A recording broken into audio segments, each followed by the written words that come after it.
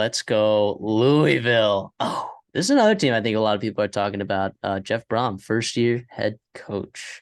I think look, Malik Cunningham was a great quarterback. I think their biggest losses were Yaya Diaby and Abdullah. They were unbelievable on the edge.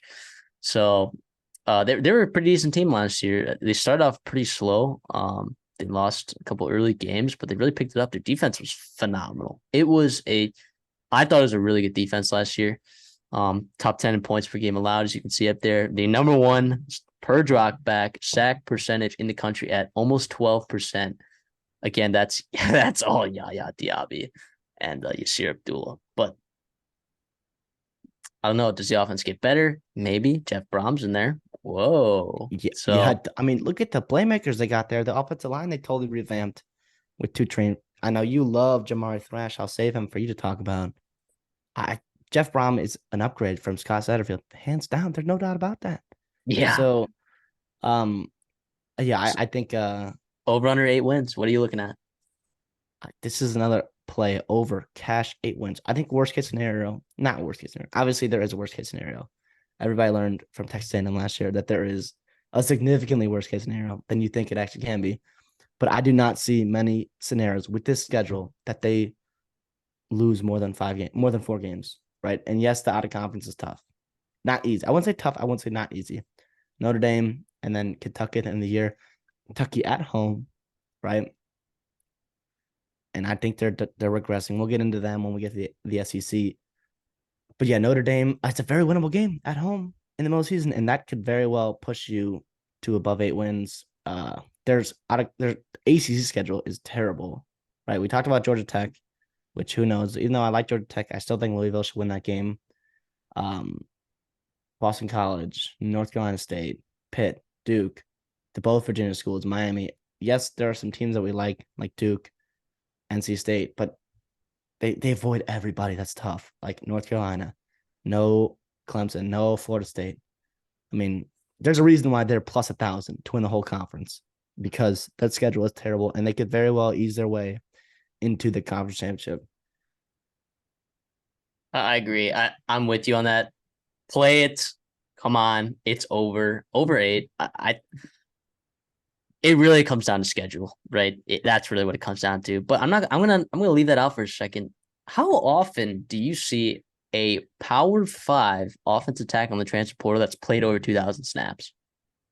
You don't see that, like hardly ever. Eric Miller, guess who Jeff Brom brings over from Purdue, right? He can be a leader in that offensive line and show those guys what's going on. And guess what? And it's a quarterback friendly system, but it takes time to really learn that system with Jeff Brom. Jack Plummer knows it. He knows it. He played with them at Purdue. He wasn't terrible. At Cal last year, he played pretty dang good for how terrible that team was. And Jamari Thrash, holy smokes.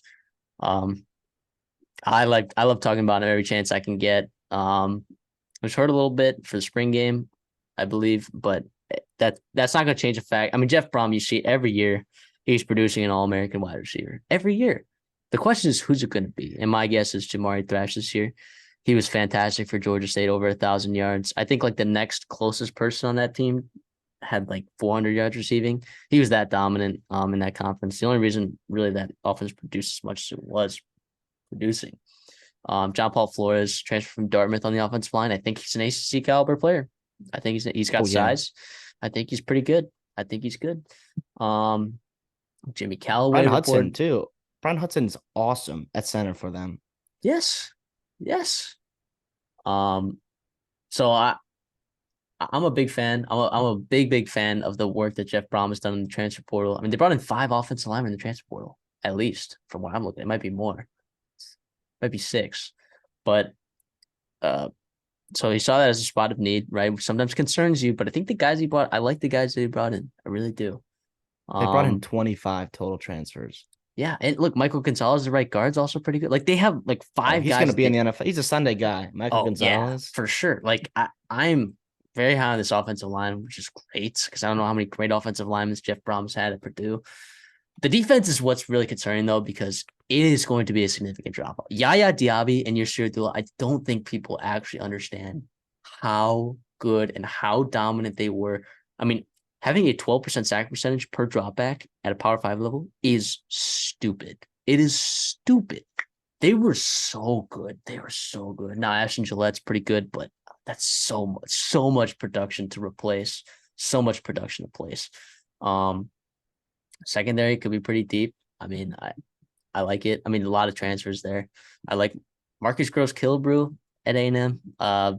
It was a big room, right? He left there. He's still a really talented player, 4-star out of high school, highly recruited. He's really young.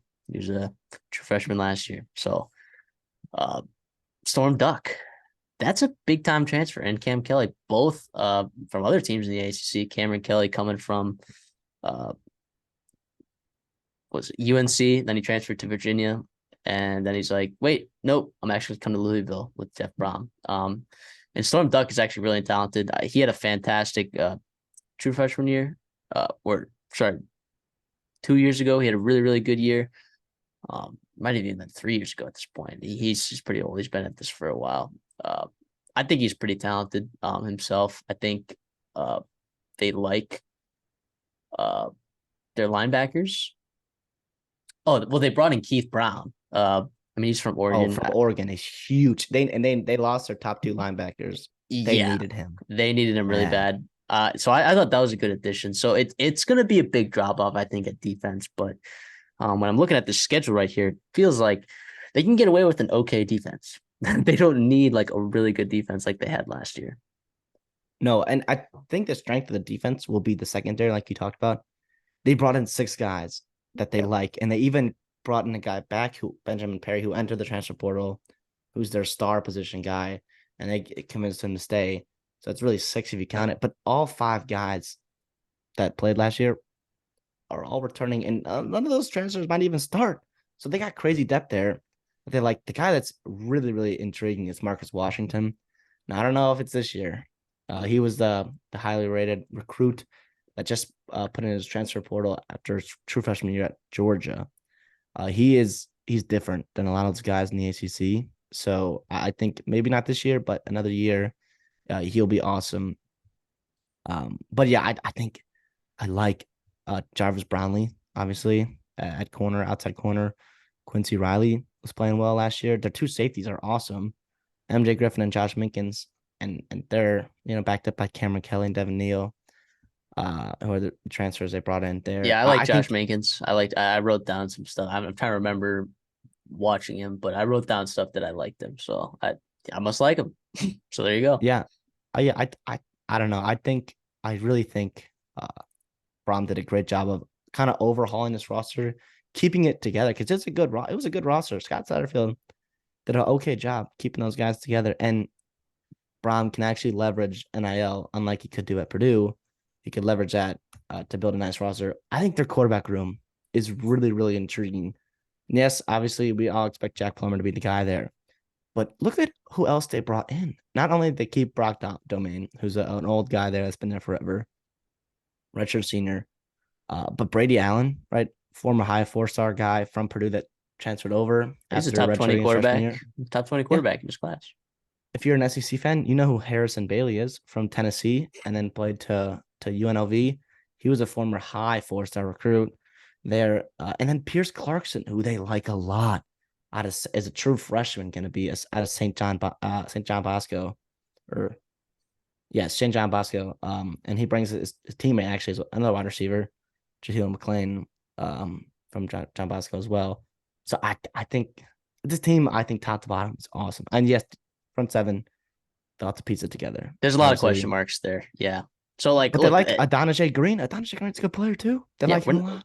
We're not asking him to go undefeated here, right? You can drop one to ND, you can drop, but no FSU, no Clemson on the schedule. You drop both Virginia schools. You drop Boston College. You're out of conferences, Murray State, Indiana, and well, of course, Notre Dame. And then Kentucky might not be as talented this year again. So they could maybe steal that one and they get that one at home. So I think 8 wins is doable. I think 9 is more likely than 7. So I'm all over that over with you as well. Any other last thoughts? 10 is even more likely than 7. I think. Wow. 10 wins is not ridiculous. It's not ridiculous. I think it's I don't think it's more likely than 7, but I can see. Look, I share the optimism, right? We're both on the over, but maybe I'm not maybe that optimistic. But all right.